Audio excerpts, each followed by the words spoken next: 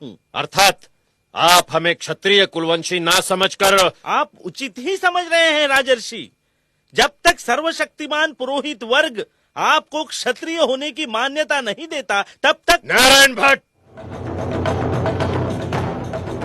धर्मानुसार ब्राह्मण श्रेष्ठ है महाराज, और मैं अपने ब्राह्मण धर्म का यथावत पालन कर रहा हूँ।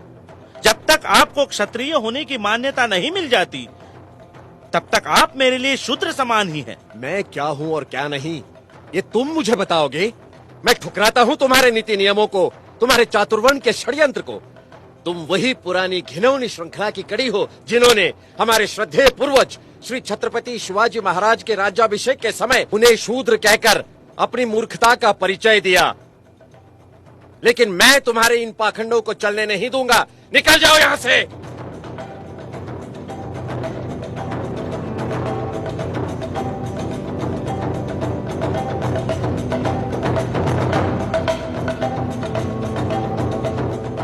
जहां राजा के साथ इस तरह का व्यवहार होता है तो सामान्य जनों का क्या? मुझे ही कुछ करना होगा।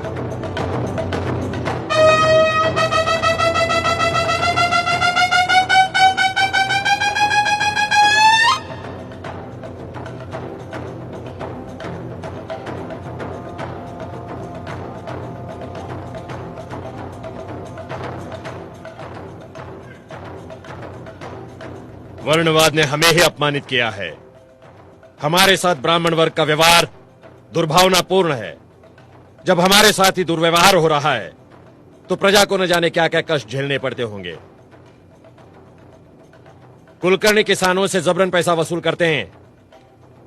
वो किसानों का शोषण समाप्त करने के लिए हम कुलकर्णी प्रथा के बजाय पटवारियों की नियुक्ति करते हैं। हम ऐलान करते हैं कि राजकोष से कोई भी इनाम या उपहार ब्राह्मण वर्ग को नहीं दिया जाएगा। हमारे राज्य में सरकारी दफ्तरों में पिछड़ी जाति तथा निर्बल वर्ग को 50% आरक्षण लागू किया जाएगा तथा प्रत्येक देहात में प्राइमरी स्कूल खोला जाएगा। निम्न वर्ग के लोगों के लिए शिक्षा का व्यापक प्रसार किया जाएगा। मुस्लिम प्रजाजन शिक्षित बने, इसलिए हम स्वतंत्र रूप से मुस्लिम शिक्षा समिति गठित कर रहे हैं। कोल्हापुर रियासत का प्रशासन बहुजन कल्याण के लिए वचनबद्ध है।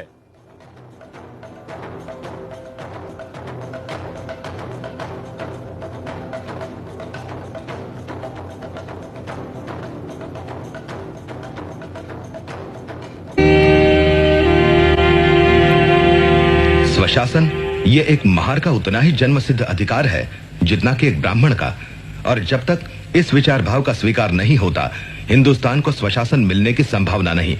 जिस स्वराज में पिछड़ी जातियों को मूलभूत अधिकार नहीं मिलते वो सही स्वराज नहीं होगा, वो एक नई गुलामी होगी, एक महार। ओह, कितना प्रभावशाली विधान है। दीवान साहब, आप जानते हैं इस पत्र का अनामक लेखक कौन है? नहीं your highness. Doctor Ambedkar. Dattoba Pawar ने मुझे बताया। डॉक्टर अंबेडकर एक पाक्षिक पत्रिका शुरू कर रहे हैं और उन्हें कुछ मदद की जरूरत है। हाँ योर हाइनेस, मैं मानता हूँ कि आप वर्ण व्यवस्था की अनिष्ट प्रथा को मिटाने और नीची जाति वालों को ब्राह्मणों और पुजारियों के अन्याय से मुक्त कराने की जो कोशिश कर रहे हैं वो है तो बहुत साहसपूर्ण। फिर भी हमें जल्दबाजी नहीं करनी चाहिए। नहीं दीवान साहब, हमें हर तरह से डॉक्टर अंबेडकर का उत्साह बढ़ाना चाहिए, हर तरह से। हम मदद करेंगे उनके पाक्षिक मूक नायक की। मूक नायक, वंचित जगत का नायक। किती किती सांगू तुला, किती किती सांगू तुला ग, किती किती सांगू तुला ग, किती किती शिवतरकर लिखो। हिंदुस्तान भेदभाव का घर है। हिंदू समाज कई मंजिली इमारत जैसा है जिसमें ना तो दरवाजे हैं और ना ही सीढ़ियां। जो जिस मंजिल पर पैदा हुआ है उसे उसी मंजिल पर मरना है।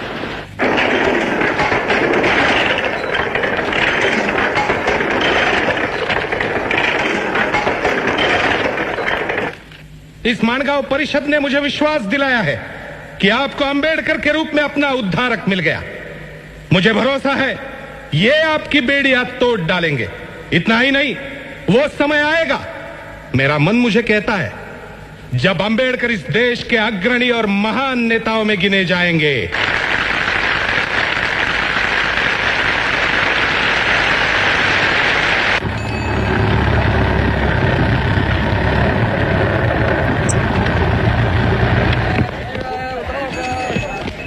अंबेडकर, ओ अंबेडकर, रमा, कौन हो सकता है? ओ अंबेडकर। लगता है शाहू महाराज हैं। चलो ऊपर ही चलते हैं। जी।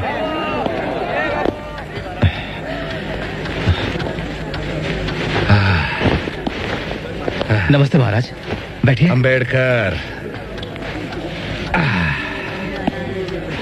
हाँ, एक कप तुम्हारी स्पेशल चाय मिलेगी बहन रमाबाई। रामू, चाय।